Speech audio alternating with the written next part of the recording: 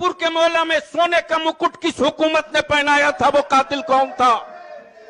मैं जानना चाहता हूं, बताना चाहिए सदन को, उन लोगों को भी जो मुस्लिम अकलियतों का वोट डरा करके लेने की बात करते हैं।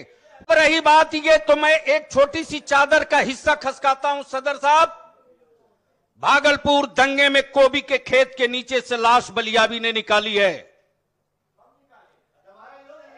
और मैं अर्ज करना चाहूंगा, मैं नहीं चाहता था कि यह मुद्दा आवे सामने, लेकिन मैं पूछता हूं कि कोबी के खेत पे लाशों को और वो कौन व्यक्ति था जिसको सोनपुर के मोहल्ला में सोने का मुकुट किस हुकूमत ने पहनाया था, वो कातिल कौन था?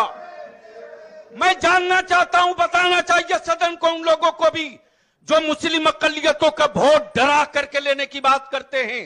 वो दिन लद गए जब पसीना गुलाब था। नीतीश कुमार की हुकूमत ने अकलियतों के बच्चों के होश में ला दिया है और उनको समझा दिया है कि तुम 2 नंबर के शायरी नहीं हो, तुम किसी के कृपाधारी जिंदा नहीं हो।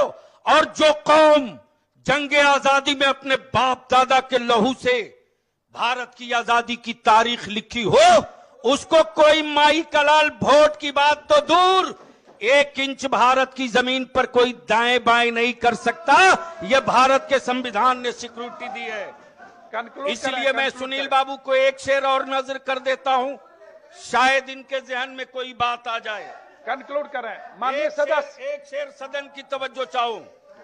जिसे समझा था जमाने का मसीहा, वो कातिल का मुहाफिज निकला। जिसे समझा था जमाने का मसीहा, वो कातिल का मसीहा निकला। जिसे तवक्को न थी जमाने को, वो इंसाफ का हाकिम निकला।